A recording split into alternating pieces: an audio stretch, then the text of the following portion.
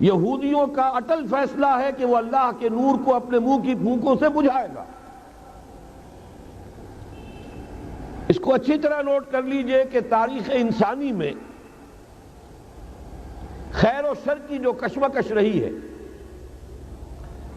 ہمارا ایمان یہ ہے کہ اصل میں ایک طرف ابلیس اور اس کی ذریت ہے، صلبی بھی مانوی بھی،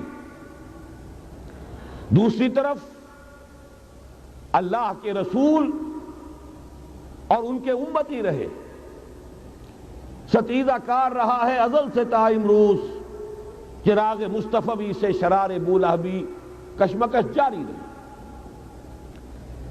قرآن مجید میں 7 مقامات پر قصہ آدم و ابلیس ہے۔ اللہ سے اس نے مہلت مانگی قیامت تک کے لیے کہ مجھے مہلت دے کہ میں ثابت کر سکوں کہ آدم اور اس کی ذریت، اس کی نسل تیری وفادار نہیں رہے گی، میں انہیں گمراہ کر کے چھوڑوں۔ قرآن کا ہر طالب علم جانتا ہے اللہ نے اسے مہلت دی، اور اس نے پھر جو دھمکی دی تھی بار بار آیا ہے، میں آدم کی نسل کا اغوا کر کے رہوں گا، انہیں گمراہ کر کے رہوں گا، ان پر سامنے سے حملہ کروں گا، پیچھے سے حملہ کروں گا، دائیں سے حملہ آور ہوں گا، بائیں سے حملہ آور ہوں گا، اور تو دیکھے گا اے پروردگار کہ تو نے جو مقام اور مرتبہ خلافت عطا کیا آدم کو، آدم کی ذریت اس کی اہل ثابت نہیں۔ یہ چیلنج ہے جو قرآن مجید میں آیا ہے۔ اب ایک بات یہ نوٹ کیجئے کہ اس ذریت آدم کا جو ازلی دشمن ہے ابلیس، اس کا سب سے بڑا ایجنٹ اس دنیا میں کئی ہزار برس سے یہودی ہے۔ دنیا میں انسانوں میں ان کے سب سے بڑے ایجنٹ کارندے، وہ مغضوب علیہم قوم، وہ ملعون قوم، لعن الذین کفروا من بنی اسرائیل علی لسان داؤد و عیسی ابن مریم۔ تاریخ یہ بتا رہی ہے کہ ان کی دشمنی ہمیشہ رہی، تمام انبیاء سے رہی۔ حضرت مسیح علیہ السلام کو انہوں نے اپنے بس پڑتے سولی پر چڑھایا۔ خود نبی اکرم صلی اللہ علیہ وسلم اور آپ کے صحابہ کے ساتھ جو معاملہ رہا، میں اس وقت تاریخ اور سیرت بیان نہیں کر سکتا، صرف قرآن مجید کی گواہی دے رہا ہوں۔ لَتَجِدَنَّ أَشَدَّ النَّاسِ عَدَاوَةً لِلَّذِينَ آمَنُوا الْيَهُودَ وَالَّذِينَ أَشْرَكُوا۔ تمام انسانوں میں مسلمانوں کے بدترین دشمن یہودی اور مشرک ہیں۔ یہ یہودی، میں چاہتا ہوں کہ تاریخ جو ہماری امت مسلمہ کی ہے اس کے حوالے سے ان کا جو بھی کردار رہا ہے اس پر ایک نظر ڈال لیجئے۔ سب سے پہلے عبداللہ ابن سبا یہودی نے اسلام کا لبادہ اوڑھ کر مسلمانوں کو آپس میں ٹکرایا، الفتنۃ الکبریٰ۔ 1,00,000 مسلمان ایک دوسرے کی تلواروں اور نیزوں سے ختم ہوئے۔ خلافت کی توسیع کا جو سیلاب چل رہا تھا، تھمتا نہ تھا کسی سے سیل رواں ہمارا، وہ آپس کی چپقلش سے، خانہ جنگی سے اس سیلاب کے آگے بڑھنے کی توسیع کا معاملہ ختم ہو گیا۔ اس کے بعد تاریخ ایک عجیب حقیقت سامنے لاتی ہے جس کی گواہی خود انہوں نے دی ہے۔ بن گوریان نے جو کتاب لکھی ہے اس میں تسلیم کیا۔ مسلمانوں کی مہربانی، ایک رؤوف اور رحیم رسول کی امتی ہونے کے ناطے ان میں شفقت اور رحمت، جیسے اللہ تعالیٰ نے حضور سے کہا قرآن میں 2 مرتبہ، اے نبی آپ کی رافت اور شفقت سے یہ کافر اور منافق فائدہ نہ اٹھانے پائیں۔ یا ایھا النبی جاہد الکفار والمنافقین واغلظ علیہم، ان پر سختی کی۔ لیکن یہ کہ حضور کا اپنا ایک مزاج تھا، شفقت، رحمت للعالمین بنا کر بھیجے گئے۔ اسی کا عکس تھا صحابہ کرام میں۔ سب سے پہلا سہارا جو انہیں ملا ہے 550 برس کے بعد انہیں یروشلم میں داخلے کی اجازت حضرت عمر نے دی ہے رضی اللہ تعالی عنہ، ورنہ 70 عیسوی میں جب ٹائٹس نے یروشلم کو برباد کیا، ہیکل سلیمانی کو مسمار کیا، 1,33,000 یہودی ایک دن میں قتل کیے، اور اس وقت سے جو جلا وطن کیا ہے تو یہ یروشلم میں داخل نہیں ہو سکتے تھے 550 برس تک، تاکہ اللہ تعالیٰ نے حضرت عمر رضی اللہ تعالیٰ عنہ کے دست مبارک پر یروشلم کو فتح کرایا، اور آپ نے پھر اس کو ڈکلیئر کیا اوپن سٹی، یہاں عیسائی بھی آئیں یہودی بھی آئیں، اگرچہ ایک حقیقت تاریخی لوگوں کے علم میں نہیں ہے۔ یروشلم میں جو اس وقت عیسائی تھے، انہوں نے جب سرنڈر کیا، انہوں نے ایک شرط پیش کی، یہ ان عیسائیوں کی طرف سے پیش کردہ شرط تھی کہ آپ چاہے یہودیوں کو یہاں آنے کی اجازت دے دیں، بسنے کی اجازت نہیں دیں گے، وہ یہاں کوئی جائیداد نہیں خرید کر سکیں گے، وہ یہاں آباد نہیں ہو سکیں گے۔ چنانچہ اس وقت سے لے کر 1917 تک کوئی یہودی فلسطین میں آباد نہیں ہو سکا۔ البتہ اس عرصے میں جسے یہ ڈائسپورا کہتے ہیں، انتشار کا دور، تسلیم کرتے ہیں کہ ہمارا اس انتشار کے دور میں جو سنہری زمانہ ہے وہ مسلم اسپین، ہسپانیہ میں جب مسلمانوں کی حکومت قائم تھی، پھر مسلمانوں کی شفقت سے، رحمت سے، ان کی نرمی سے فائدہ اٹھا کر، اور انہوں نے وہاں سے عیسائیت بحیثیت مذہب اور یورپی اقوام ان کے اندر نقب لگائی ہے، اور واقعہ یہ ہے کہ اپنے ان ازلی دشمنوں کو انہوں نے فتح کیا۔ اس کو بھی اچھی طرح سمجھ لیجئے، مسلم اسپین سے انہوں نے آزاد خیالی، حریت فکر، اس کے عنوان سے جو کام شروع کیا تھا، اسی کے نتیجے میں یورپ میں پروٹیسٹنٹ مذہب پیدا ہوا۔ جب تک رومن کیتھولک مذہب کا وہاں غلبہ تھا، وہاں یہودیوں پہ بہت سخت پرسیکیوشن بھی ہوتی تھی، انہیں سودی کاروبار کرنے کی اجازت نہیں تھی، لیکن انہوں نے پروٹیسٹنٹس کے ذریعے سے سودی کاروبار کی اجازت لی۔ نمبر 2، آزادی کے نام پر جنسی بے راہ روی کو فروغ دیا، سود کا جال پھیلا کر مالیاتی طور پر اپنی شکنجے میں یورپ کو کش لیا، اور تیسری طرف سائنٹیفک جو ترقی ہو رہی تھی اس کا رخ مادہ پرستی کی طرف پھیر کر جدید دجالی تہذیب کی بنیاد ڈالی۔ علم تو بہت بڑی نعمت ہے، لیکن یہ علم انسان کے لیے مضر ثابت ہوا کیوں؟ اس لیے کہ مادہ پرستی اور الحاد، مذہب کی دشمنی جب یہ کسی قوم کے اندر آ جاتی ہے تو ظاہر ہے کہ اب جتنے وسائل اس کے پاس آ جائیں گے وہ منفی مقاصد کے لیے استعمال ہوں گے، ان کے نتیجہ انسانوں کے حق میں خیر نہیں شر کی صورت میں برآمد ہوگا، اور وہی در حقیقت آج کی یہ دجالی تہذیب ہے۔ اس کا جو سب سے زیادہ تلخ باب ہے، ذرا نوٹ کیجئے، ماضی قریب تک رومن کیتھولک عیسائی یہودیوں کو دشمن سمجھتے تھے، اور یہودیوں کو حضرت مسیح کو سولی پر چڑھانے کا مجرم سمجھتے تھے۔ اگرچہ ہمارا عقیدہ ہے کہ اللہ نے انہیں بچایا، زندہ آسمان پر اٹھایا، لیکن یہ کہ عیسائی بھی مانتے ہیں، یہودی بھی مانتے ہیں کہ ہم نے مسیح کو سولی دے دی۔ عیسائیوں کے عقیدے میں ان کا انتقال سولی پر ہوا، پھر دوبارہ زندہ ہو کر آسمان پر اٹھائے گئے۔ یہ تو ہم جانتے ہیں کہ حقیقت یہ ہے، وَمَا قَتَلُوهُ وَمَا صَلَبُوهُ وَلَٰكِنْ شُبِّهَ لَهُمْ، ایک ایسے ہی ان کے لیے شبہ کی صورت پیدا کر دی گئی۔ وَمَا قَتَلُوهُ، یقینا ہرگز قتل نہیں کیا، بل رفعہ اللہ الیہ، اللہ نے انہیں اپنی طرف اٹھا لیا۔ بہرحال انہوں نے ابھی حال ہی میں پوپ سے بھی ایک فتویٰ حاصل کر لیا ہے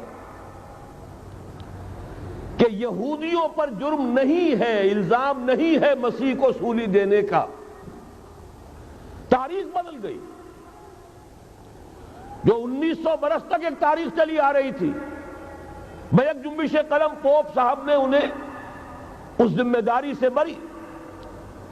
اور آپ نے دیکھا ہوگا حال ہی میں اسحاق رابین جب یہ واشنگٹن سے واپس آ رہا تھا، جب کچھ وقفہ پڑ گیا تھا، جو مصالحت کی گفتگو ہو رہی تھی پی ایل او کے ساتھ، تو واشنگٹن سے واپس آتے ہوئے پوپ سے مل کر آیا ہے۔ اب ویٹیکان نے تسلیم کر لیا ہے اسرائیل کو، اب سفارت خانہ ویٹیکان کا یروشلم میں کھلنے والا ہے۔ میری اس پوری گفتگو کا حاصل کیا ہے؟ انہوں نے 3 pronged اٹیک کے ذریعے سے یورپ کو اور یورپ کے ساتھ اب امریکہ، ان دونوں کو اپنے شکنجے میں کش لیا ہے، فتح کر چکے ہیں۔ یہ وہ بات تھی جو علامہ اقبال اس صدی کے آغاز میں دیکھ آئے تھے، فرنگ کی رگے جہاں پنجے یہود میں ہے۔ وہ تو صرف ایک قوم تھی، جرمن قوم، جسے کچھ عرصے کے بعد احساس ہو گیا کہ یہودی کس شے کا نام ہے۔ نتیجتاً یہودیوں کے قول کے مطابق 60 لاکھ یہودیوں کو اس نے قتل کیا ہے۔ لیکن اس کے علاوہ، جس کو آج کل ویسٹ کہا جاتا ہے، وائٹ اینگلو سیکسن پروٹیسٹنٹس، ان کے اوپر مکمل تسلط ہے یہودیوں کا۔ وہ یہودیوں کے اعلی کار بنے ہوئے ہیں، سود کے ذریعے سے مالیاتی شکنجے میں جکڑا ہوا ہے۔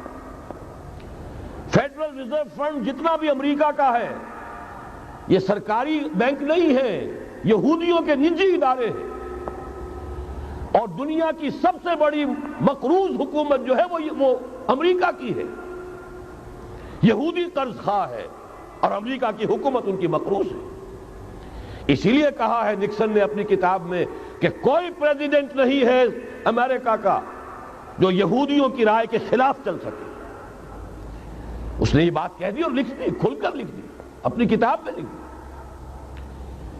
بہرحال اس کے ضمن میں جو انہیں آخری کامیابی حاصل ہوئی، اعلان بالفور 1917، یہودی آباد ہونے شروع ہو گئے، اور اصل میں اسی کے لیے خلافت کو منسوخ کرایا گیا۔ سلطان عبد الحمید، اگرچہ یہ ترکی خلافت جو ہے مرد بیمار کمزور، پھر بھی وہ مسلمانوں والا جذبہ اتنا تھا، انہیں بڑی سے بڑی رشوت پیش کی گئی تھی۔ ظاہر بات ہے یہودیوں سے بڑھ کر رشوت دینے والا کون ہو سکتا ہے، جن کے ہاں ایسے بینکر ہوں جو 40 بلین ڈالر کا ایک چیک لکھ سکیں۔ پھر یہ کہ ان پر سیاسی دباؤ بہت ڈالا گیا۔ انہوں نے جب تک خلافت عثمانیہ برقرار رہی، یہودیوں کو فلسطین میں آباد ہونے کی اجازت نہیں دی، کہ جو معاہدہ کیا تھا حضرت عمر نے رضی اللہ تعالی عنہ، خلیفہ ثانی نے، خلیفہ راشد نے، ہم اس کے پابند ہیں، اور ہم یہاں یہودیوں کو آباد ہونے کی اجازت نہیں دیں۔ لہذا انہوں نے اس خلافت ہی کا بستر طے کرایا، اس لیے کہ نہ رہے بانس نہ بجے بانسری، نہ مسلمانوں کی وحدت ملی کی کوئی علامت دنیا میں باقی رہے، اور نہ مسلمان کسی مسئلے پر جمع ہو کر کوئی موقف اختیار کر سکے۔ اعلان بالفور کے نتیجے میں آباد کاری شروع ہوئی۔ 1948 میں اسرائیل قائم ہو گیا، معجزہ ہو گیا۔ 1967 میں اس کی توسیع ہو گئی۔ اس میں ایک بات اور بھی عرض کر دوں، یہ سارا کس طور سے ہوا ہے کام؟ آپ نے زائنزم کا نام تو سنا ہے، صہیونی تحریک۔ خود اس کا جو بابا آدم تھا، آرڈر آف الومیناٹی، 1776 یکم مئی یہ نظام قائم کیا وائساپ نے، اور اس نظام کے تحت فری میسنری اور lodges of the great Orient قائم کیے گئے۔ یہ سارا ہتھ کنڈا وہ ابلیسی نظام، اس کی تفصیل ایک کینیڈین آتھر نے لکھی ہے کتاب میں، پونز ان دی گیم۔ یہ سارا دھندا ایک شیطانی چکر ہے، ابلیسی چال ہے، اور اس کے ذریعے سے اسرائیل قائم ہوا، اور اس کی توسیع بھی ہوئی 1967 میں۔ اب یہاں تک پہنچنے کے بعد ان کے پیش نظر بقیہ دنیا کی تسخیر اور اسے فتح کرنے کا معاملہ ہے۔ اور سب سے بڑھ کر اسلام کی بیخکنی اور اس کا راستہ روکنا، یہ ان کے پیش نظر ہے۔ یریدون لیطفئوا نور اللہ بافواہہم۔ صورت اس وقت کیا ہے؟ یورپ اور امریکہ سے آپ مشرق کی طرف آئیے، پہلے عالم عرب ہے، عرب مسلم ورلڈ۔ مجھے یہ کہتے ہوئے سخت دکھ ہو رہا ہے، پورا عالم عرب وہ فتح کر چکے، وہ عرب ممالک کے جو اسرائیل کے ساتھ کسی میز پر بیٹھ کر گفتگو کرنے کو تیار نہیں تھے۔ آپ دیکھ رہے ہیں کہ لائن لگ گئی۔ کبھی صرف انور سادات نے ریکگنائز کیا تھا، پوری دنیا میں شور مچا تھا، اس پر لعنت ملامت ہوئی تھی۔ اب تو ایک ایک کر کے، وہ شاہ حسن ہو چاہے شاہ حسین ہو، اب تو وہاں سے ویزے ختم ہو رہے ہیں۔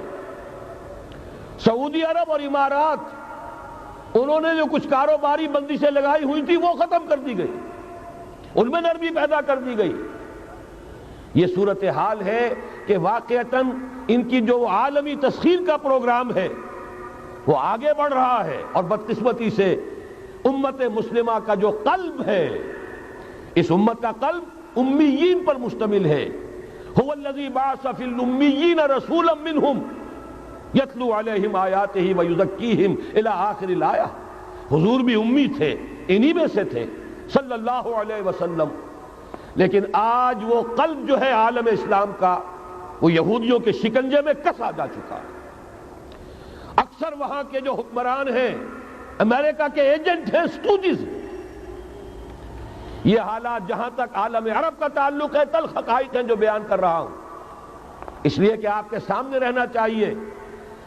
یہ جو اقبال نے کہا کہ دنیا کو ہے پھر مار کا روح و بدن پیش، ابلیس نے پھر اپنے درندوں کو ابھارا، اللہ کو پامر دیے مومن پہ بھروسہ، ابلیس کو یورپ کی مشینوں کا سہارا۔ یہ دوبارہ ایک بہت بڑے پیمانے پر حق و باطل کا گھمسان کا رنگ پڑنے والا ہے۔ ملاحم کی جو حضور صلی اللہ علیہ وسلم نے پیشین گوئیاں فرمائی، الملحمۃ العظمی، تاریخ انسانی کی عظیم ترین جنگ جو ابھی آنے والی ہے، اس کو سمجھ لیجئے اچھی طریقے سے کہ اس میں جو قوتیں ایک دوسرے کے مقابل آ رہی ہیں وہ کون سی ہیں۔ نیو ورلڈ آرڈر کہنے کو امریکہ کے زیر قیادت ہے، حقیقت میں امریکہ خود یہودیوں کے پنجے میں ہے۔ یہ وہی ابلیسی طاقت ہے جو آگے بڑھ رہی ہے۔ عالم عرب کو فتح کرنے کے بعد اب ان کے پاس اگلا عالم اسلام کا حصہ ہے، غیر عرب مسلم ورلڈ۔ ایران ہے، اس کے شمال مشرق میں ترکستان ہے، روسی اور چینی، مشرق میں افغانستان ہے، پاکستان ہے۔ یہ ایک بہت بڑا سالڈ بلاک ہے۔ اس کے بعد اگرچہ ہندوستان آتا ہے، بھارت، ظاہر بات ہے کہ وہاں مسلمان اقلیت میں ہیں سوائے کشمیر کے، لیکن یہ نوٹ کیجئے کہ وہاں بھی کم سے کم 15-18 کروڑ مسلمان موجود ہیں۔ آج بھی دنیا کا سب سے بڑا ملک جس میں مسلمانوں کی تعداد اور جن کی نفری سب سے بڑھ کر ہے وہ بھارت ہے۔ اس کے بعد پھر انڈونیشیا، ملائیشیا ہے، اس سے آگے ہے پھر فار ایسٹ، ابھی انہیں فتح کرنا ہے۔ نیو ورلڈ آرڈر کا یوں سمجھئے کہ ابھی یہ ہارڈ نٹ ٹو کریک، ابھی ایک لوہے کا چنا ہے چائنا کی شکل میں موجود۔ اور مجھے یاد آ رہا ہے ڈی گال کے الفاظ بہت سے لوگوں نے سنے ہوں گے، اس نے کہا تھا کہ ہم نے خام خواہ روس کو اپنا دشمن بنا لیا ہے، وہ تو ہمارا بھائی ہے، وائٹ ریسس، وہ تو بنیادی طور پر یورپین قوم ہے۔ Beware of the yellow masses of the east, تمہیں گھبرانا چاہیے، تمہیں خبر لینی چاہیے۔ وہ مشرق بعید کے جو زرد رو لوگ ہیں، China, Indo China, Japan, yellow races, ابھی اس نیو ورلڈ آرڈر کے لیے جو فتح عالم اور تسخیر عالم کا پروگرام ہے، اس میں پہلے غیر عرب مسلمان دنیا اور پھر یہ فار ایسٹ کا خاص طور پر یلو ماسز، یہ ہے کہ جنہیں ابھی انہیں ٹیکل کرنا ہے۔ اور اسی لیے میں عرض کرنا چاہتا ہوں، حقائق ہمارے سامنے رہنا چاہیے۔ یہ 45 برس کے بعد امریکہ کو کیسے خیال آ گیا کہ کشمیر کا مسئلہ واقعی ہے؟ ساقی نے کچھ ملا نہ دیا ہو شراب میں؟ یہ کہاں سے رابن رافیل آئیں پچھلے سال اور مسئلے کو زندہ کر کے چل دی؟ ہم خوش ہوئے، امریکہ نے مان لیا۔ حقیقت میں امریکہ کی نظر ہے اور وہ اس کو چاہتے ہیں کہ کوئی دوسرا اسرائیل بنائے، آزاد بنا کر اس کو اپنے تسلط میں لیں۔ اس لیے کہ اگر جو پروگرام ہے، اگر وہاں پر فرض کیجئے بہت مطالبہ ہمارا مان لیا جائے، پلیبسائٹ کرایا جائے، اس کا نتیجہ کیا ہوگا؟ آپ کو آزاد کشمیر سے بھی اپنی فوجیں نکالنی پڑیں گی، آپ کو گلگت اور بلتستان سے بھی فوجیں نکالنی پڑیں گی، بھارت بھی ادھر سے فوجیں نکالے گا، اور رہ جائے گا کون؟ یہ ٹھاٹ پڑا رہ جائے گا جب لاج چلے گا بنجارہ، رہ کون جائے گا؟ پھر تو وہی راج کرے گا جو UN پر قابض ہے، اور پھر ظاہر بات ہے کہ اس کے پاس دولت کے انبار اور جو بھی ان کی چالاکیاں اور ہوشیاریاں ہیں، ہو سکتا ہے کہ وہ اسے ایک نئے اسرائیل کی شکل دے دیں۔ بہرحال ایک طرف تو بدی کی یہ قوتیں ہیں، اس کے مقابلے میں خیر کی قوت کون سی ہے؟ خیر کی توقع کہاں سے؟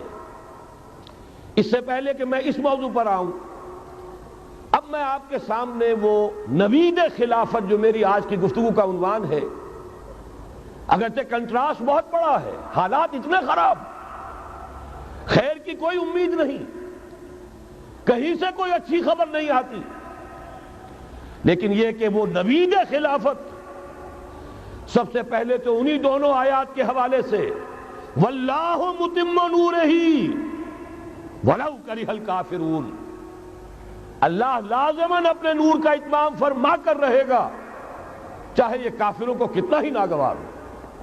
وَمَكَرُوا وَمَكَرَ اللَّهُ وَاللَّهُ خَيْرُ الْمَاكِرِينَ، شر کی قوت اپنی چالیں چل رہی ہے، اللہ کی اپنی تدبیریں ہیں، جو آخری نتیجہ نکلنے والا ہے وہ کیا ہے؟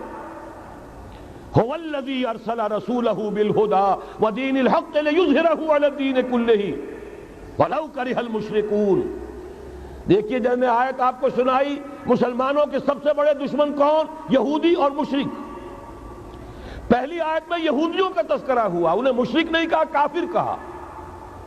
یریدون لیطفئوا نور اللہ بافواہہم واللہ متم نورہ ولو کرہ الکافرون۔ اگلی آیت میں اب آیا، اللہ نے تو اپنے رسول صلی اللہ علیہ وسلم کو بھیجا ہی اس لیے ہے، اس قطعی فیصلے کے ساتھ بھیجا ہے، الہدا، کتاب ہدایت، ہدایت کاملہ قرآن مجید دے کر، دین حق، نظام عدل، عدل و قسط، نظام عدل اجتماعی، سچا دین، سچا نظام دے کر بھیجا تاکہ غالب کریں اسے کل کے کل دین پر، پورے نظام زندگی پر، وَلَوْ كَرِهَ الْمُشْرِكُونَ، چاہے یہ مشرکوں کو کتنا ہی ناگوار ہو۔ یہ بات تو ہو کر رہے گی، اور اس کو نوٹ کر لیجئے کہ چونکہ حضور کی بعثت ہوئی پوری نوع انسانی کے لیے، وَمَا أَرْسَلْنَاكَ إِلَّا كَافَّةً لِلنَّاسِ بَشِيرًا وَنَذِيرًا، جب تک پوری نوع انسانی پر اللہ کا دین غالب نہ ہو جائے، اس آیت مبارکہ میں اللہ کا جس فیصلہ کا اعلان کیا گیا ہے گویا کہ ابھی وہ پورا نہیں ہوا، ہونا ہے۔ اسی لیے کہا تھا اقبال نے، وقت فرصت ہے کہاں، کام ابھی باقی ہے، نور توحید کا اتمام ابھی باقی ہے، کل روئے ارضی پر، کل عالم انسانیت پر اللہ کا دین غالب ہو کر رہے۔ اس کی پھر نوید جو اور سورہ نور میں آئی ہے، اگر آپ کے پاس یہ ہے موجود، 4 ورقہ نکال لیجئے، متن کو دیکھیے۔ خلافت کا وعدہ، حدیث مبارک ہے حضرت نعمان ابن بشیر، یہ آیت جو ہے یہ سورہ نور کی ہے، وعد اللہ الذین آمنوا منکم وعملوا الصالحات، مسلمانوں تم میں سے جو لوگ ایمان اور عمل صالح کا حق ادا کر دیں گے، دعا کیجئے اللہم ربنا اجعلنا منہم، اللہ ہمیں اس کی توفیق دے، اللہم وفقنا لہذا، اللہ ہمیں اس کی توفیق عطا فرما۔ لیکن اگر تم یہ کر دو گے تو اللہ کے 3 وعدے ہیں۔ لَيَسْتَخْلِفَنَّهُمْ فِي الْأَرْضِ كَمَا اسْتَخْلَفَ الَّذِينَ مِن قَبْلِهِمْ، انہیں زمین میں خلافت عطا کرے گا لازماً، جیسے کہ ان سے پہلوں کو عطا کی تھی۔ یاد کر لیجئے وہ آیت سورہ صاد کی، یا داؤد انا جعلناک خلیفۃ فی الارض، جیسے حضرت داؤد حضرت سلیمان کو خلافت اور حکومت عطا کی، ایسے ہی مسلمانوں تمہیں عطا کرے گا۔ وَلَا يُمَكِّنَنَّ لَهُمْ دِينَهُمُ الَّذِي ارْتَضَىٰ لَهُمْ، اور ان کا وہ دین اسلام جو اللہ نے ان کے لیے پسند کر لیا ہے، اسے تمکن غلبہ عطا کرے گا۔ وَلَا يُبَدِّلَنَّهُمْ مِن بَعْدِ خَوْفِهِمْ أَمْنًا، اور وہ بدل دے گا خوف کی حالت کو امن کی حالت سے۔ یہ تین وعدے اصل میں ایک ہی ہیں۔ مسلمانوں کو خلافت عطا ہو جائے، ظاہر بات ہے دین کا غلبہ ہوگا، دین کا غلبہ ہو گیا، مسلمانوں کی حکومت ہو گئی، مسلمانوں کے لیے کوئی اندیشہ نہیں، خوف نہیں۔ اب نوٹ کیجئے تاریخی اعتبار سے جو اب وہ خیر کی بات چلنی شروع ہوئی، یہ آیت نازل ہوئی ہے سن 5 کے اواخر میں یا سن 6 کے شروع میں۔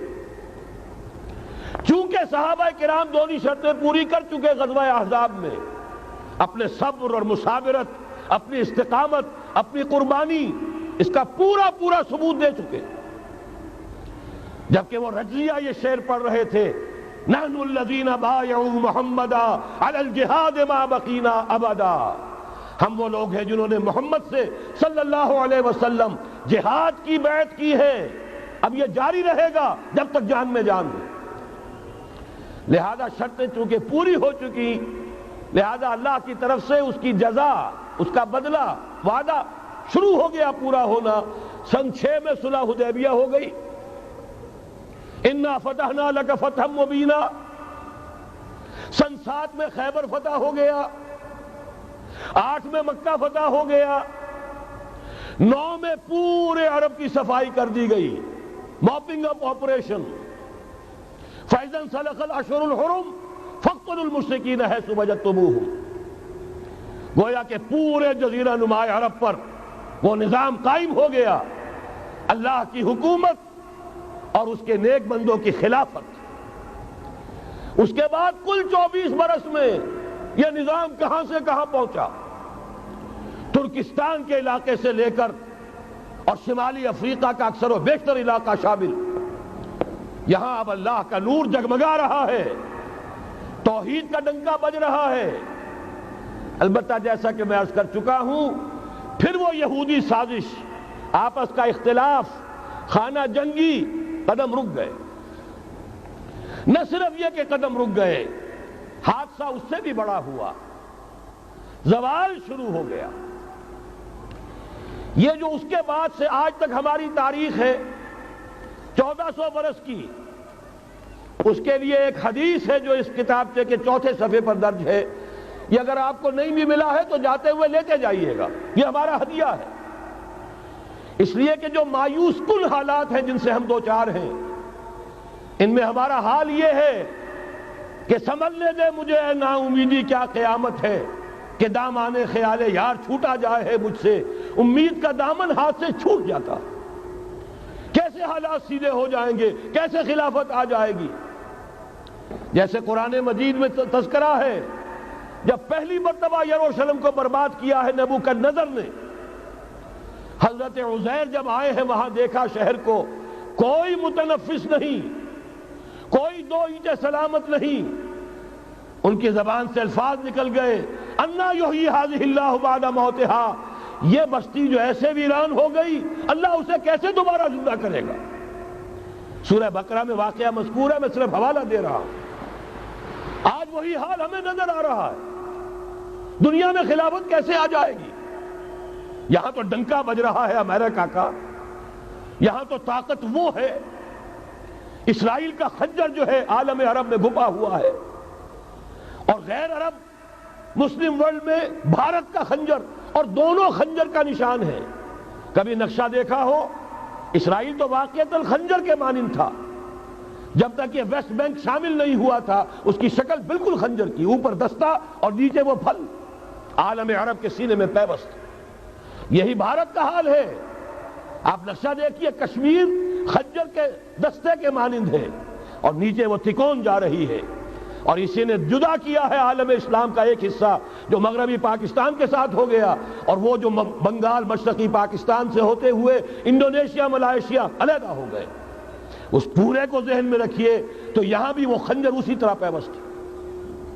حالات اتنے مایوس کن، ہماری کوئی حیثیت نہیں، ہمارے حکمرانوں کے دنیا میں مذاق اڑتے ہیں، ہمارے وسائل ان کے زیر تسلط ہیں، ان کے قبضے میں ہیں، ہماری پالیسیاں وہ بناتے ہیں، ہمارے لیے بجٹ انسٹرکشنز وہاں سے آتی ہیں، ٹیکسیشن پالیسیز ان کے احکام کے مطابق بنتی ہیں، پھر کہاں سے ہو جائے گا؟ انا یحیی ھذہ اللہ بعد موتہا، کیسے زندہ کرے گا؟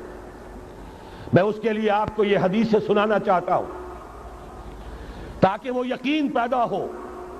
ایمان بالغیب جو پہلی شرط ہے قرآن مجید کی ہدایت سے استفادے کی، الف لام میم ذالک الکتاب لا ریب فیہ ھدی للمتقین الذین یؤمنون بالغیب۔ نبی نے خبر دی صلی اللہ علیہ وسلم، اور آپ نے اپنی تاریخ، اپنی امت کی کل تاریخ کے 5 ادوار گنا دیے۔ حضرت نعمان ابن بشیر کی حدیث مسند احمد ابن حنبل میں، تکون النبوت فیکم ما شاء اللہ ان تکون، مسلمانوں تمہارے مابین نبوت قائم رہے گی، موجود رہے گی، یعنی میں بنفس نفیس تمہارے مابین رہوں گا جب تک اللہ چاہے گا۔ ثم یرفع اللہ اذا شاء یرفعها، پھر جب اللہ چاہے گا نبوت کو اٹھا لے گا، یعنی میرا انتقال ہو جائے گا۔ دوسرے دور کی خبر دی، ثم تکون خلافۃ علی منہاج النبوہ، پھر ایک دور آئے گا خلافت کا عین نبوت کے نقش قدم پر، کوئی فرق نہیں ہوگا، وہی نظام جو میں نے قائم کیا ہے جوں کا تو قائم رہے گا، میرے نقش قدم پر وہ خلافت ہوگی۔ فرمایا وہ بھی رہے گا جب تک اللہ چاہے گا، پھر وہ بھی ختم ہو جائے گا۔ پھر فرمایا تیسرا دور آئے گا، ثم تکون ملکن عاضا، ظالم ملوکیت، بادشاہی، محل بنیں گے، ٹھاٹ جمیں گے، ظلم کا سکہ رواں ہوگا، ناجائز قتل ہوں گے۔ حجاج ابن یوسف کے ہاتھوں سینکڑوں تابعی محمد ابن قاسم بلا کر شہید کر دیے گئے، ورنہ اسی وقت پورا یہ جزیرہ نماء ہند جو ہے، انڈین پیننسولا، اس وقت پورا کا پورا مسلمان ہو جاتا۔ لیکن ملوکیت کو کبھی یہ برداشت نہیں ہوتا کہ کوئی شخص پبلک کے اندر مقبول ہونا شروع ہو جائے، پاپولر ہونا شروع ہو جائے، ان کے اقتدار کے لیے خطرہ ہو سکتا تھا۔ اسی دور ملوکیت میں واقعہ کربلا ہوا، حسین ابن علی رضی اللہ تعالی عنہما شہید ہوئے۔ اسی ظالمانہ حکومت کے دور میں واقعہ ہرہ ہوا، مدینے کی بے حرمتی ہوئی 3 دن تک۔ اسی کے دور میں حضرت عبداللہ ابن زبیر رضی اللہ تعالی عنہما شہید ہوئے۔ میں اب کیا کیا گنواؤں؟ حضور نے جب فرمایا ثم تکون ملکن عاضا، کاٹ کھانے والی ملوکیت، یہ اسی کی شرح ہے۔ فرمایا یہ دور بھی رہے گا جب تک اللہ چاہے گا، پھر جب اللہ چاہے گا اسے بھی اٹھا لے گا۔ پھر چوتھا دور آئے گا، ثم تکون ملکن جبریا، پھر بادشاہی ہوگی غلامی کے ساتھ۔ میں نہیں کہہ سکتا اس وقت صحابہ نے اس کا مطلب کیا سمجھا ہوگا، اب چونکہ یہ دور ہمارے سامنے سے گزر چکا ہے، بلکہ ایک اعتبار سے ہم اسی دور میں سانس لے رہے ہیں، لہذا بات سمجھ میں آ رہی ہے کہ وہ ملوکیت چاہے ظالم تھی، بادشاہ مسلمان تو تھے، کلمہ گو تو تھے، ان میں بہت اچھے بھی ہوئے ہیں۔ تاریخ انسانی میں مسلمانوں کے جیسے عمدہ مثالیں ہیں عمدہ بادشاہوں کی، شاید تاریخ کے اندر کوئی اور مثالیں پیش نہ کی جا سکے۔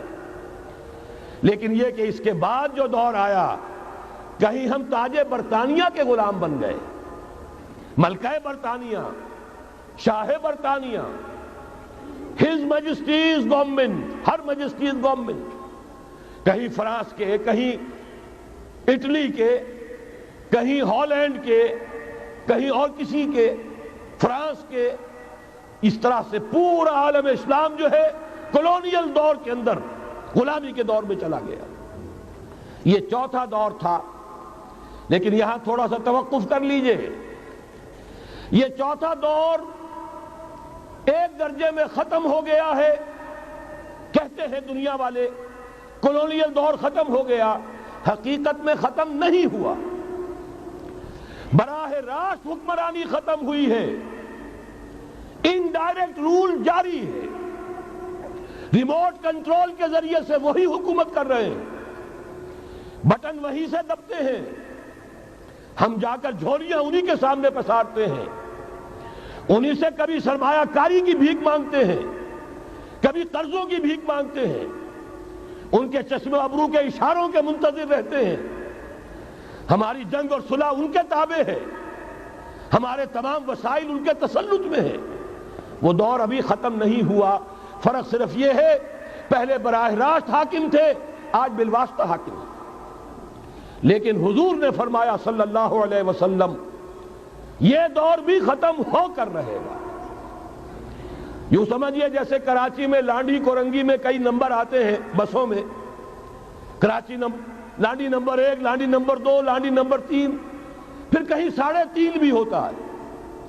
آج ہم بیچ میں کھڑے ہیں اس چوتھے دور کے کہ حضور کے قول کے مطابق ملکن جبرین، یا دور ابھی جاری ہے، نصف ختم ہو گیا ہے، نصف ابھی باقی ہے۔ لیکن ایک بات تو بڑی تلخ ہے، ابھی بقیہ نصف میں بڑی قیامتیں گزرنے والی ہیں۔ اسی بقیہ نصف میں وہ معرکہ پیش آنے والا ہے، اسی میں وہ ملاحم ہوں گے، اسی میں وہ الملحمۃ العظمیٰ ہوگی، اسی میں دجال اکبر کا ظہور ہوگا، اس میں ہمارے اوپر تکالیف اور مصائب ابھی اور اس کے سائے گہرے ہوں گے، اور کچھ روز فضاؤں سے لہو برسے گا، اور غمناک یہ تاریک اندھیرے ہوں گے۔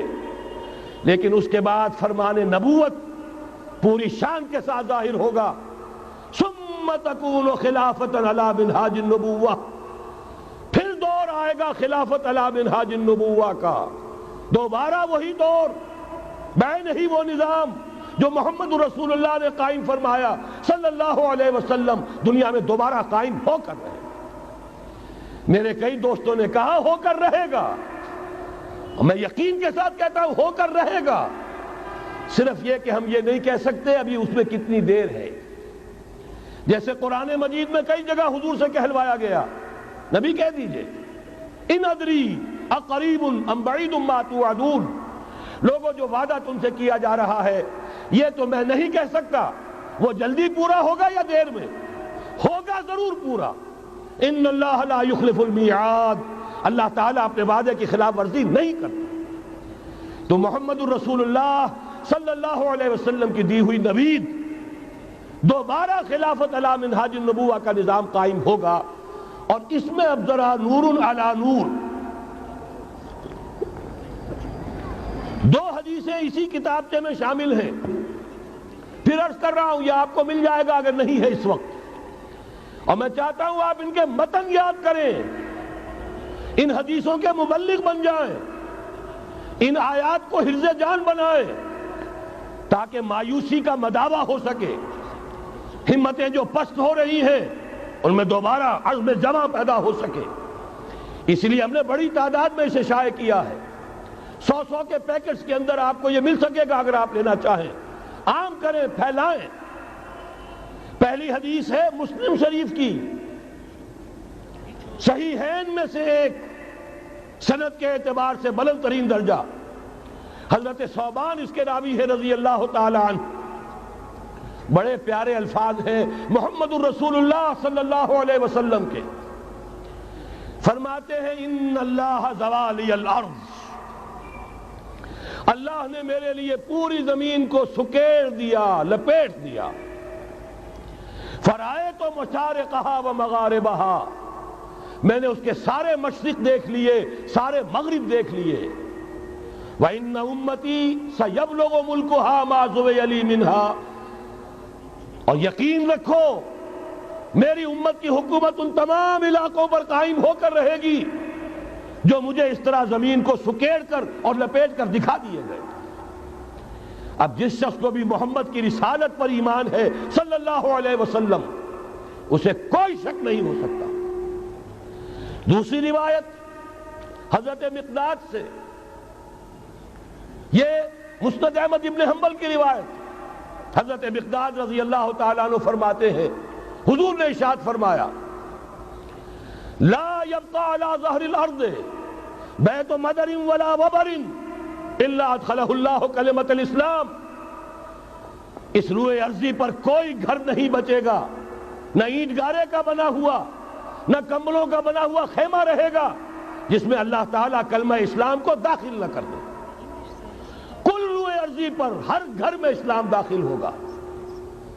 لیکن اس میں بڑی اہم بات ہے، ہمارے بعض دانشور آج جو گمراہیاں پھیلا رہے ہیں اس کا توڑ اس حدیث میں ہے، اور ہمیں صدمہ ہے۔ علامہ اقبال کا فرزند، اور وہ اس مغالطوں کو عام کر رہا ہے۔ اور بھی چھٹ بھئیے دانشور تھے، ان کی بات کی کوئی اہمیت نہیں تھی، لیکن اب وہی بات کہی ہے ڈاکٹر جاوید اقبال نے۔ اس حدیث میں اس کا توڑ ہے۔ اسلام کا غلبہ ہوگا تو کیسے ہوگا؟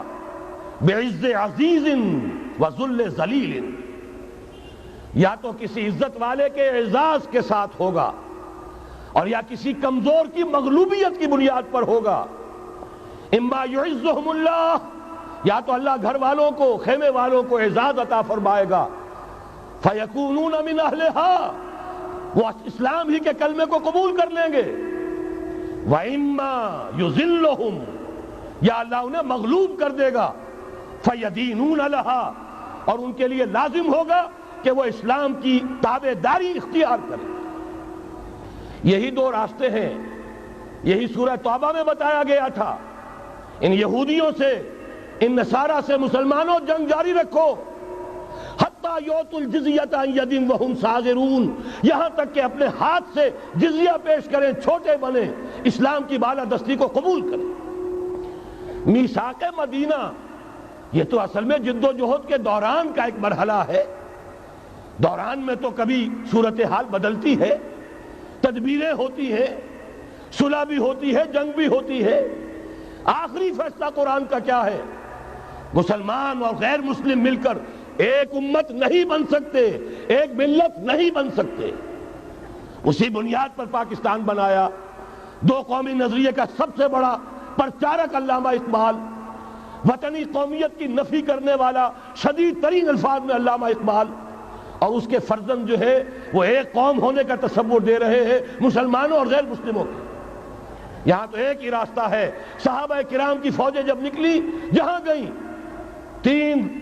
تین آلٹرنیٹیوز: ایمان لے آؤ، ہمارے برابر کے ہوگے، بھائی ہوگے، جان مال عزت آبرو املاک جائیداد ہر چیز جیسی ہے ویسی رہے گی، ہمارے کندھے سے کندھا لگا کر کھڑے ہوگے۔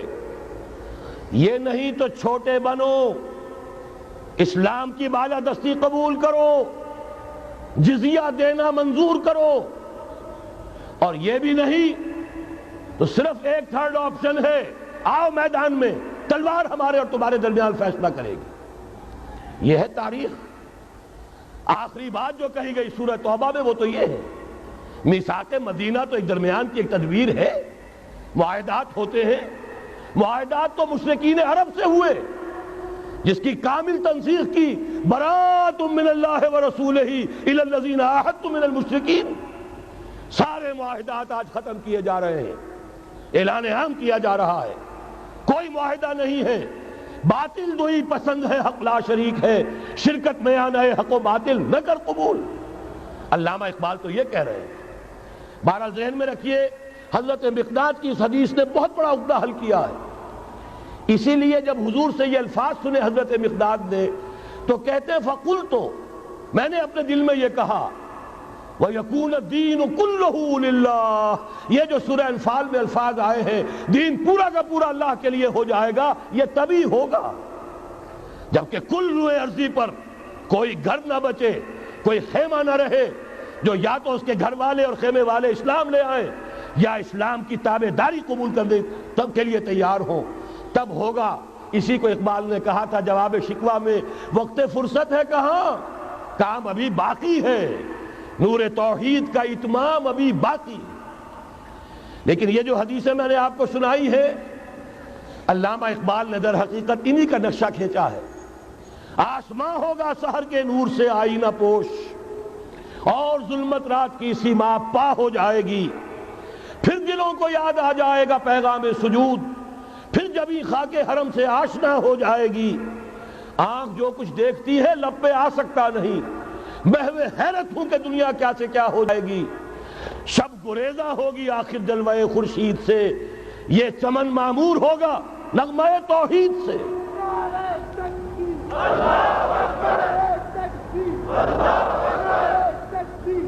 میں نے اس پر جو عنوان قائم کیا ہے، کل جہاں معمور ہوگا نغمہ توحید سے، یہ پورا کا پورا عالم کرۂ ارضی جگمگا اٹھے گا۔ اشرقت الارض بنور ربہا، وہ نور رب کا جب اطمینان ہوگا پوری یہ زمین اس سے چمک اٹھے گی۔ یہ ہے وہ پیشین گوئیاں۔ اب میں آپ کو بتانا چاہتا ہوں کہاں سے ہوگا۔ موٹی سی بات یہ ہے، پہلے خلافت علی منہاج النبوہ کا نظام قائم ہوا، کل روئے ارضی پر ایک دم نہیں ہو گیا۔ ایک ملک جزیرہ نماء عرب، محمد الرسول اللہ صلی اللہ علیہ وسلم والذین معہ رضی اللہ تعالی عنہم اجمعین، ان کی جد و جہد، ایثار، قربانی، اس کے نتیجے میں جزیرہ نماء عرب وہاں یہ نظام قائم ہو گیا۔ پھر پھیلا، پھر توسیع ہوئی۔ 3 لشکر نکلے تھے، مشرق، مغرب، شمال۔ شمال میں اوشیائے کوچک، ترکی کا علاقہ، مشرق میں خراسان تک، مشرق میں یہ ماوراء النہر تک، مغرب میں بحر اوقیانوس تک۔ دشت و دشت ہیں، دریا بھی نہ چھوڑے ہم نے، بحر ظلمات میں دوڑا دیے گھوڑے ہم نے۔ اب بھی یہی ہوگا، کسی ایک جگہ سے ہوگا۔ یہ میں اب آپ کو بتانا چاہتا ہوں کہاں سے ہوگا۔ پہلے اس کے جو شواہد ہیں وہ سمجھ لیجئے، پھر حدیثیں میں سامنے لاؤں گا۔ میں نے عرض کیا تھا کہ مغرب سے یہ سیلاب نیو ورلڈ آرڈر کا چلا، جو کہ در حقیقت یہودیوں کا مالیاتی نظام ہے۔ اس مالیاتی شکنجے میں انہوں نے یورپ، امریکہ کو جکڑا ہوا ہے۔ اس کے بعد ان کی فتوحات کا دائرہ عالم عرب، عالم عرب ان کے شکنجے میں آ چکا۔ ابھی آپ نے خبریں پڑھی ہوں گی، اب تو ہزاروں فنڈامنٹلسٹ سعودی عرب میں گرفتار ہو رہے ہیں، علماء گرفتار ہو رہے ہیں۔ یہ ساری حکومتیں جو امریکہ کے ایجنٹوں پر مشتمل ہیں، در حقیقت یہی سب سے پہلے اپنے ہاں کے جو مسلمان ہیں، جنہیں یہ کہتے ہیں کہ یہ فنڈامنٹلسٹ ہیں، سب سے پہلے تشدد ان کی طرف سے ہوگا۔ بہرحال اب اس سے آگے ہے عالم اسلام کا وہ حصہ جس میں میں اور آپ بھی ہیں، یہ غیر عرب عالم اسلام، ایران سے شروع ہو کر پھر افغانستان، جو حضور کے زمانے میں خراسان کہلاتا تھا، یہ پورا افغانستان، کچھ تھوڑا سا حصہ ایران کا، کچھ تھوڑا سا حصہ روسی ترکستان کا، کچھ حصہ پاکستان کا، یہ سب حضور کے زمانے میں خراسان کہلاتا تھا۔ اس کے ضمن میں جان لیجئے اب یہ نیوکلیس بننے والا ہے، یہاں سے خلافت کا آغاز ہو کر رہے گا۔ اس کے شواہد کیا ہیں؟ پہلی بات نوٹ کیجئے، ختم نبوت کے بعد سارا سلسلہ مجددین کا ہے رحمہم اللہ۔ 1000 برس تک سارے مجدد عالم عرب میں پیدا ہوئے۔ 11ویں صدی سے یہ صنم خانہ ہند، مجددین کی آماجگاہ، مجدد الف ثانی رحمت اللہ علیہ، 11ویں صدی ہجری یا الف ثانی، اسی کے دوسرا 1000 سال وہیں سے شروع ہوا۔ کہاں کے رہنے والے تھے؟ 12ویں صدی کے مجدد اعظم شاہ ولی اللہ دہلوی، 13ویں صدی میں سید احمد بریلوی اور ان کے ساتھی شہید شاہ اسماعیل شہید، 14ویں صدی میں شیخ الہند، اسیر مالٹا، انگریز سے ٹکرا جانے والا۔ یہ مضمون ہم نے چھاپا تھا، اگرچہ چھپا تھا وہ پاکستان، روزنامہ پاکستان میں، ہم نے بھی اسے چھاپا۔ اب دوبارہ جو کتابچہ شائع کیا ہے انگلینڈ میں، انگلستان میں خلافت کی اذان کے عنوان سے اسپیشل ایک جو ہے ندائے خلافت کا ایشو آیا ہے، اس میں دوبارہ ریپیٹ کیا ہے۔ اس سے آپ کو اندازہ ہوگا شیخ الہند کی شخصیت کا۔ جرمنی تک سے ان کی گفتگو چل رہی تھی، دارالخلافہ ترکی سے گفتگو چل رہی تھی، ہندوستان کو آزاد کرا کر دوبارہ اس کو ایک دارالاسلام کی شکل دینا. اس لیے کہ اس وقت تک آپ کو معلوم ہونا چاہیے ہندو ابھی سویا ہوا تھا. وہ غلامی کا جو بھی اس کے اوپر اثر پڑا تھا مسلمانوں کی 1000 سالہ غلامی کا، اس کی وجہ سے اس میں کوئی حوصلہ تھا ہی نہیں. سیاست کے میدان میں ہندو ابھی آیا ہی نہیں تھا. اس وقت اگر کہیں وہ تجویز کامیاب ہو جاتی، وہ برلن پلان، وہ ریشمی رومال تحریک، تو واقعہ یہ ہے کہ 30 برس اور یہ بر عظیم پاک و ہند انگریز کا غلام نہ رہتا. وہ تحریک نہیں. پھر یہ کہ اگر خلافت کو ختم کیا گیا تو احتجاجی تحریک چلی تو یہاں، اور کس شد و مت کے ساتھ مولوی اما محمد علی کی جان بیٹا خلافت میں دے دو، پورا بر عظیم پاک و ہند گونج اٹھا. گاندھی کو شریک ہونا پڑا تحریک خلافت میں. کہاں گاندھی کہاں خلافت. پھر اور شواہد نوٹ کیجئے، وہ جو کولونیل رول بظاہر ختم ہوا ہے، تمام مسلمان ممالک بظاہر آزاد ہوئے، لیکن کہیں بھی تحریک میں اسلام کا نعرہ نہیں لگا. صرف ایک جگہ، پاکستان کا مطلب کیا، لا الہ الا اللہ، اور اس سے پھر گونج گیا پورا بر عظیم پاک و ہند، راس کماری سے لے کے درہ خیبر تک، اور ادھر مکران سے لے کر چٹاگانگ تک. پاکستان کا مطلب کیا، لا الہ الا اللہ. پوری دنیا میں اس کا کوئی نعرہ نہیں لگا. پھر پاکستان ہے وہ ملک جہاں قرارداد مقاصد پاس ہو گئی. خلافت اصولی اعتبار سے ہم نے تسلیم کر لی. جب حاکمیت اللہ کی ہے، ہمارے پاس حاکمیت نہیں، ہم حاکمیت کے مدعی نہیں. 10 کروڑ عوام کی ایک نمائندہ اسمبلی نے قرارداد مقاصد پاس کی. یہی تو خلافت ہے. ہمارے پاس جو اختیار ہے اللہ کا ڈیلیگیٹڈ ہے، اور یہ انہی حدود میں استعمال ہوگا جو اصل حاکم ہے اللہ، جو اس نے متعین کر دی. پھر یہی وہ ملک ہے، واحد ملک پوری دنیا میں، جس میں فیڈرل شریعت کورٹ نے بینک انٹرسٹ کو ربا حرام قرار دیا ہے. پوری مسلم ورلڈ کے اندر اس کی کوئی مثال موجود نہیں. یہ شواہد ہے. علامہ اقبال جیسا مفکر یہاں پیدا ہوا، مولانا مودودی جیسا مصنف یہاں پیدا ہوا، مولانا الیاس جیسا مبلغ یہاں پیدا ہوا، شیخ الہند جیسا مجدد یہاں پیدا ہوا. پورے عالم اسلام میں اس کی کوئی مثال موجود نہیں. اور میں تو ایک اور بات کی طرف کہتا ہوں، اللہ کے معاملات بڑے عجیب ہیں. یہ جو جنگیں ہونے والی ہیں، یہ جو خیر و شر کا مارکا دنیا کو ہے، پھر مارکا ہے روح و بدن پیش. تہذیب نے پھر اپنے درندوں کو ابھارا. اللہ کو پامردی مومن پہ بھروسہ، ابلیس کو یورپ کی مشینوں کا سہارا. یہ جو ابھی مارکا گرم ہونے والا ہے، پہلا حصہ میں آپ کو بتا چکا.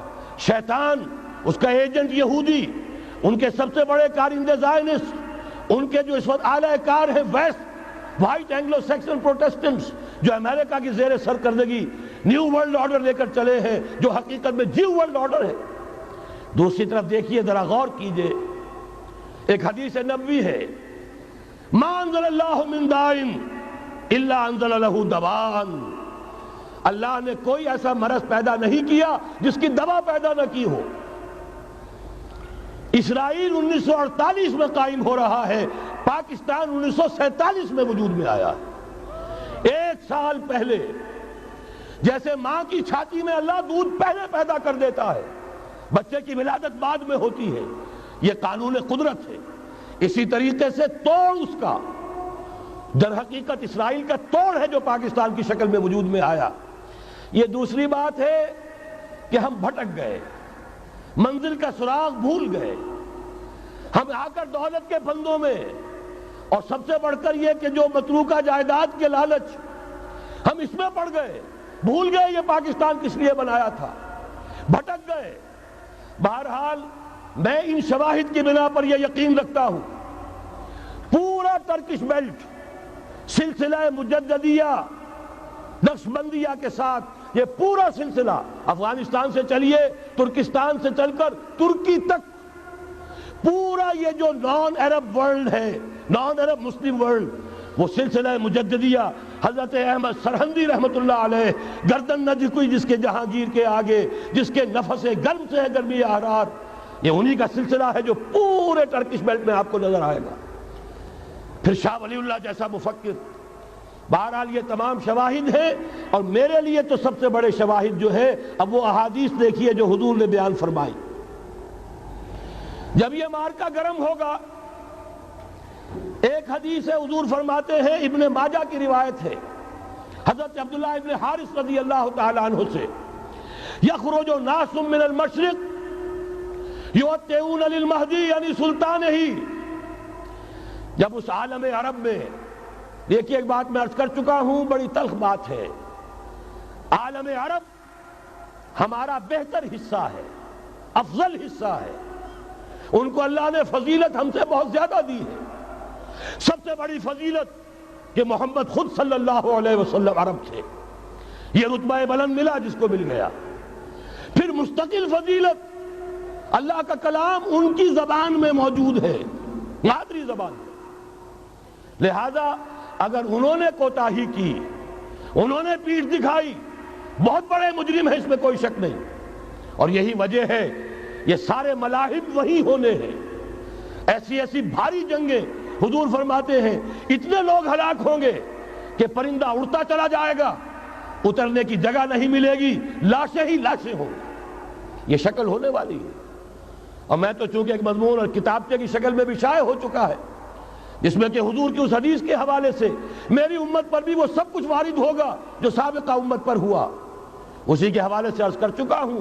اگر اس صدی میں ہولوکاسٹ میں 60 لاکھ یہودی مارا گیا ہے، کوئی اسی کا دوبارہ چربہ جو ہے امت مسلمہ پر بھی آنے والا ہے. لیکن اس کے بعد پھر ان کے لیے فوجیں جائیں گی مشرق سے. وہاں جو امام ہوں گے، جو بھی ان کو لیڈ کر رہے ہوں گے، حضرت مہدی. یہ تصور ذہن میں رکھیے، ہمارے مابین اور عیسائیوں کے مابین حضرت مسیح کی ذات مشترک، اگرچہ ان کا یہ عقیدہ ہے کہ وہ سولی دیے گئے، فوت ہو گئے، معاذ اللہ ثم معاذ اللہ، پھر زندہ ہو کر آسمان پر گئے، پھر آئیں گے. ہم کہتے ہیں نہیں، وہ سولی دیے ہی نہیں گئے، وہ زندہ آسمان پر اٹھائے گئے، واپس آئیں گے. گویا کہ بہت حد تک اشتراک ہے، لیکن ایک اختلاف بھی ہے. اسی طرح حضرت مہدی کے بارے میں شیعہ اور سنی تصورات میں اتفاق بھی ہے، اختلاف بھی ہے. یقیناً امت مسلمہ، امت عرب، مجھے تو اقبال کا وہ شعر یاد آتا ہے، خون اسرائیل آ جاتا ہے آخر جوش میں، توڑ دیتا ہے کوئی موسیٰ طلسم سامری. تو کیا خون اسماعیل جوش میں نہیں آئے گا؟ حضرت اسماعیل کی نسل میں حضور، اور حضور کی صاحبزادی حضرت فاطمہ رضی اللہ تعالی عنہ، حضور نے فرمایا میری اس بیٹی کی نسل میں اللہ تعالیٰ ایک شخص کو اٹھائے گا جو اس وقت مسلمانوں کی قیادت کرے گا. یہ چیز ہمارے اور اہل تشیع کے مابین مشترک. فرق یہ ہے وہ سمجھتے ہیں کہ ان کے 12ویں امام کہ جو آج سے 1200 برس قبل روپوش ہو گئے تھے وہ ظاہر ہوں گے. ہمارے نزدیک نہیں، وہ پیدا ہوں گے، نو مولود ہوں گے، عام انسانوں کی طرح آئیں گے، ہوں گے نسل فاطمہ میں سے رضی اللہ تعالی عنہا، اور وہ اس وقت عربوں کی قیادت کریں گے. خون اسماعیل آ جائے گا آخر جوش میں، اور کوئی حضرت مہدی وہ آئیں گے اور اٹھیں گے اور قیادت کریں گے، دجال سے مقابلہ کریں گے اور اس ملاحم کے اندر قیادت فرمائیں گے. لیکن ان کی مدد کے لیے مشرق سے فوجیں آئیں گی. گویا کہ پہلے مشرقی کسی ملک میں یہ نظام قائم ہو چکا ہوگا، کوئی ایسی طاقت وجود میں آ چکی ہوگی کہ جب وہاں بھٹی دہکے گی تو وہاں کے مسلمانوں کی امداد مشرقی ممالک سے جائے گی. اور ایک دوسری حدیث میں، یہ تو ترمذی کی روایت ہے، کتب حدیث میں تیسرے نمبر پر کتاب یہی ہے، صحیح بخاری، صحیح مسلم، پھر یہ جامع ترمذی. اس میں حضرت ابو ہریرہ سے روایت ہے، یخرج من خراسان رایات سود. خراسان میں بتا چکا ہوں حضور کے زمانے کا خراسان، افغانستان، کچھ حصہ پاکستان کا، کچھ روسی ترکستان کی آزاد ریاستیں جو ابھی ہوئی ہیں، تھوڑا سا حصہ ایران کا، یہ خراسان بزرگ، دی اولڈ گریٹر خراسان. یہاں سے فوجیں چلیں گی، سیاہ علم برآمد ہوں گے، اور کوئی طاقت انہیں روک نہ سکے گی، ان کا منہ پھیر نہ سکے گی، یہاں تک کہ وہ ایلیا حضور کے زمانے میں یروشلم کا نام تھا، یہاں تک کہ ایلیا میں جا کر نصب ہو جائے. گویا کہ یہ جو ہمارے ہاتھ سے نکلا ہے قبضے سے، پہلے بھی عربوں کے ہاتھوں سے نکلا تھا بیت المقدس، یروشلم، عرب واپس نہیں لے سکے تھے. کرد خود خون صلاح الدین ایوبی اس نے واپس لیا. نہ کوئی جد میں اندر جھاتی پائی میں تو برا نہ کوئی چنگے بندے دی یاری